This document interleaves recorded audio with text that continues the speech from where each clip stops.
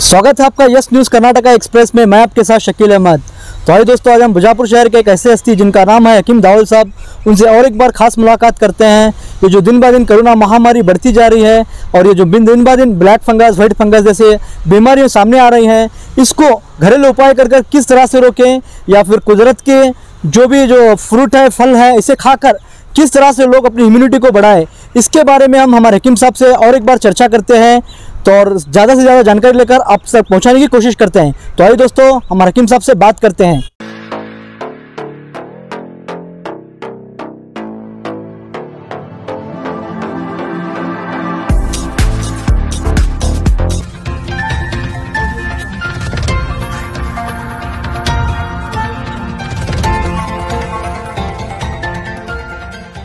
शुरू अल्लाह के नाम से जो निहायत रहमो करम वाला है। सभी दर्शकों को अस्सलाम वालेकुम, नमस्कार। दोस्तों, मैं आपके सामने फिर हाजिर हूँ यस न्यूज़ माध्यम से कि आप लोगों को कोरोना के मद्देनज़र जो हालात चल रहे हैं उस हालात से निपटने के लिए और कोरोना पर जीत हासिल करने के लिए। और एक बात है कि बड़ी खुशी की बात है कि आज कोरोना जो है बिल्कुल ख़त्म होने के कगार पर है और हम लोगों की जीत हो रही है और लोग भी हकीकत से वाबिस्ता हो रहे हैं। इसी मद्देनज़र जो है मैं और थोड़ी सी जानकारी देकर लोगों में बेदारी लाने के लिए फिर हाजिर हूँ। देखिए साथियों, हमें हमेशा कुदरत के प्रति एहसानमंद रहना चाहिए, क्योंकि जब भी दुनिया में महामारी आती है तो ये कुदरत का प्रकोप होता है, यानी कुदरत का कहर होता है। क्योंकि इंसान जब कुदरत से मुंह फेर लेता है तो कुदरत भी इंसान से नाराज़ हो जाती है और कुदरत अपने प्रति जो है वो कहर ढाकर इंसान को इंसानियत पर लाने के लिए कोशिश करती है। तो इंसान को चाहिए कि हर इंसान निसर्ग प्रेमी बने, यानी कुदरत का वफ़ादार बने। जब भी अत्याचार और अहंकार दुनिया के अंदर बढ़ता है, यानी हर इंसान में जब अनानियत ज़्यादा होती है, तब प्रकृति अपना कहर ढाती है। क्योंकि प्रकृति नहीं चाहती कि इंसानियत धरती से ख़त्म हो जाए। इंसानियत को कायम रखने के लिए और इंसानियत को बचाने के लिए प्रकृति जो है अपना काम करते रहती है। इसलिए हर इंसान को प्रकृति के खिलाफ कभी कोई काम नहीं करना चाहिए। प्रकृति के प्रति जो है निष्ठावान रहना चाहिए, प्रकृति के प्रति प्रेम करना चाहिए। उसको निसर्ग प्रेमी कहते हैं। यानी कि हर मखलूक कुदरत की देन है, कुदरत ही पैदा करती है हर मखलूक को। तो हर मखलूक की खिदमत ही खालिक की इबादत है। इस विचारधारा से अगर इंसान रहेगा तो ये धरती स्वर्ग बन जाएगी। क्योंकि आज हम माहौल में देख रहे हैं इंसानियत कम होते जा रही थी और इंसान के अंदर जो है हैवानियत या फिर अहंकार, अत्याचार बढ़ रहा था। तो इसी के मद्देनज़र मैं इंसानियत का पैगाम देने के लिए बार बार आपसे निवेदन कर रहा हूँ कि इंसानियत के प्रति जागरूक करने के लिए मैं ये काम कर रहा हूँ। तो कुदरत में जो कुदरत की नेमतें हैं, जो जड़ी बूटी है या फिर आयुर्वेद चिकित्सा है, उसके तरफ हमें मुड़ना चाहिए और उस पर हमें जो है विश्वास रखकर उसका भी हमें सहारा लेना चाहिए। मैं किसी भी डॉक्टर के या मेडिसिन के खिलाफ़ नहीं हूँ, लेकिन मैं लोगों से ये भी निवेदन करना चाहता हूँ, जो सदियों से जो परंपरा चलती आ रही है आयुर्वेद चिकित्सा की, यानी कि जड़ी बूटी की, तो उससे भी इंसान को मुंह फेरना नहीं चाहिए। क्योंकि जड़ी बूटी एक ऐसा रास्ता है कि जिसमें कोई साइड इफ़ेक्ट भी नहीं है और ख़र्चा भी बहुत कम है, यानी कि ना के बराबर है मेडिसिन के मुकाबले में।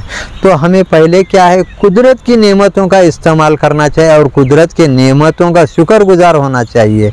इसलिए मैं आज तक हर चीज़ का जानकारी एकदम आसान लफ्ज़ों में लोगों को समझने के लिए बताने की कोशिश किया हूँ और मुझे उम्मीद है हर इंसान इससे जानकारी हासिल कर रहा है और अपने अपने दोस्तों में भी इस जानकारी को शेयर कर रहा है। अगर नहीं कर रहा है तो मेरा निवेदन है कि जिससे भी मेरी ये जानकारी अच्छी लगी है वो अपने दोस्तों में, अपने रिश्तेदारों में शेयर करें। और भी जो जानकारी कुछ चीज़ों की या बीमारी की या दवाओं की अगर हासिल करना चाहता है तो नीचे सब्सक्राइब में मेरा नंबर है, वो नंबर पे आप कांटेक्ट कर सकते हैं और मुझसे जानकारी हासिल कर सकते हैं।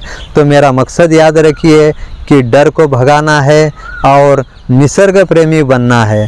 जब तक तुम निसर्ग प्रेमी नहीं बनते तब तक तुम इंसानियत से दूर हो।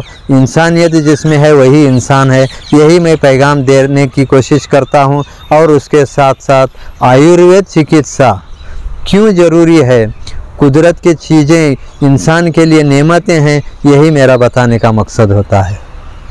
तो हकीम साहब, आपका कहना है कि कोरोना महामारी अब रुकती जा रही है, तो पेशेंट का आना थोड़ा कम होता जा रहा है, धीमा होता जा रहा है, क्या इसके बावजूद फिर से कोरोना आने के चांस है? देखिए, आपका बिल्कुल सवाल दुरुस्त है, क्योंकि प्रकृति का प्रकोप जो होता है ये प्रकृति के अधीन चलता है, यानी कुदरत के इख्तियार में होता है। अब कुदरत तय करेगी इसे कब थमना है।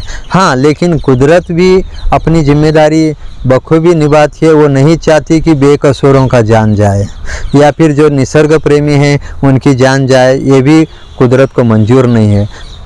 तो मेरा यही निवेदन है लोगों से कि कुदरत के प्रति निष्ठा रखें, कुदरत पर यकीन रखें, कुदरत की नेमतों का शुक्र अदा करें, तो मुझे लगता है जल्द से जल्द ये बीमारी ख़त्म हो जाएगी और अमन और शांति और पुरसुकून ज़िंदगी लोगों के अंदर शुरू हो जाएगी। फिर एहतियात बरतना छोड़ दें या फिर उसके लिए क्या करें? एहतियात बरतने का मतलब ही है कि निष्ठावान बनना, कुदरत के प्रति निष्ठावान बनना और निसर्ग प्रेमी बनना, यानी हर मखलूक के प्रति आदर और सद्भावना रखना। क्योंकि हर मखलूक कुदरत ने पैदा की है, उसके पीछे कुदरत का मकसद होता है। हम किसी को भला या बुरा कहने का इख्तियार हमें नहीं है, लेकिन हम जो देख रहे हैं कि ये अछूत है, ये कनिष्ठ है, मैं श्रेष्ठ हूँ, मैं ही सियाना हूँ, मैं ही बड़ा हूँ, ये जो हो रहा है इसी के प्रति कुदरत का ये जो प्रकोप शुरू है। तो जब तक लोग बेदार नहीं होंगे और कुदरत के प्रति निष्ठावान नहीं होंगे तब तक उनको डरना चाहिए। जिस दिन वो कुदरत के प्रति निष्ठावान होंगे, निसर्ग प्रेमी होंगे, समझ लो ये धरती स्वर्ग बन जाएगी। तो अब क्या वो लोग किसका प्रयोग करें हकीम साहब? वो फिर भी इस महामारी नहीं आने की वजह से, नहीं आने के लिए किस चीज़ों का वो घरेलू उपाय करें, कंटिन्यू रखें, उसे जारी रखें इससे सेफ रहने के लिए? कुदरत के प्रति निष्ठावान बनना मतलब हमारे अंदर इंसानियत होना। हर सृष्टि में जो भी चीज़ नज़र आ रही है ये मानव जाति के सेवा के लिए कुदरत ने बनाई है। इसका एहसास रखते हुए कुदरत के प्रति जो है सद्भावना रखना, कुदरत के प्रति निष्ठावान रहना और कुदरत की जो नेमतें हैं उसका इस्तेमाल करना, यानी आयुर्वेद चिकित्सा का जो है वो प्रयोग करना है, जड़ी बूटियों का इस्तेमाल करना है और डर का माहौल नहीं करना है। डरना भी नहीं है और डराना भी नहीं है, यानी दहशत जो फैल रही है वो दहशत के माहौल को ख़त्म करने के लिए खुद जो है डरने से बचना है और लोगों को भी नहीं डराना चाहिए और कुदरत के प्रति निष्ठावान बनना है। तो इसके लिए वो लोग क्या करें? आयुर्वेदिक का किस चीज़ों का वो उपयोग करें? देखिए, मैं आयुर्वेद चिकित्सा के माध्यम से क्या क्या चीज़ें इस्तेमाल करना है वो मैंने बता चुका हूँ कई बार, फिर एक बार बता रहा हूँ कि आप एक प्रयोग करके देखिए कि बहुत बीमार है, चाहे उसकी उम्र कितनी भी हो, 20-22 साल का है, 18 साल का है, 60 साल का है, 55 साल का है, कोई प्रॉब्लम नहीं है। जितने भी उम्र का व्यक्ति है उसका बीमारी से जो है, यानी कि बीमारी मान लो कोई भी हो, टाइफाइड हो, हार्ट हो, शुगर हो, कोई भी बीमारी हो, ऐसा वो पेशेंट है या मरीज़ है उसका खाना बंद हुआ है तो उसके प्रति एक आजमाइश के लिए मैं कुदरत की नेमतों में से बताता हूँ। और एक मर्तबा जिस मरीज़ का या जिस पेशेंट का खाना बंद हुआ है उसको आप 4 फ्रूट या फिर 4 फल, सुबह से दोपहर तक एक एक फल या फिर वो चारों फल काट कर मिक्स करके आधे आधे घंटे में थोड़ा थोड़ा उसको अगर प्लेट में खाने को देंगे तो तुमको खुद को आजमा कर देखना है कि कुदरत कुदरत के जो चीज़ें हैं, जो नेमतें हैं, जो मैं बता रहा हूँ, उसका फ़ायदा कितना है। अगर तुम देखेंगे कि जिस व्यक्ति का खाना बिल्कुल बंद हुआ है और वो दवा भी उसको नहीं लग रही है, दवा पीने पर भी उल्टी हो रही है, कुछ पका हुआ अनाज खाने पर भी उल्टी हो रही है, उसे अगर आप 4 फल खिलाते हो, तो पहला फल है पेरू, उसी को हम अमरूद भी कहते हैं, क्योंकि कुछ इलाके में अलग अलग नाम से फलों को जाना जाता है। तो फिर कुछ लोगों को पेरू बोले तो पता नहीं है, कुछ एरिया में इसी पेरू को जाम भी कहते हैं, तो कुछ एरिया में इसको अमरूद भी कहते हैं। तो एक अमरूद को लेना है, दूसरा एप्पल को लेना है जिसे सेब भी कहते हैं, तीसरा संतरा लेना है। अगर संतरा अवेलेबल नहीं है तो मौसम्बी ले सकते हैं, मौसम्बी भी अवेलेबल नहीं है तो पाइनएप्पल ले सकते हैं, और चौथा फल है पपीता, जिसे पपई भी बोलते हैं। ये चारों फल को जो है कौन से भी बीमारी के मरीज़ को दोपहर तक अगर खिलाएंगे तो 2 दिन में ही उसके प्रकृति में जो है सुधार होने लगता है, उसका मर्ज धीरे धीरे ख़त्म होने लगता है और वो खाना खाने लगता है, यानी कि उसके बॉडी में इम्यूनिटी बढ़ने लगती है और पॉजिटिव उसके अंदर एनर्जी जैसे ही बढ़ती है तो बीमारी धीरे धीरे ख़त्म होने लगती है।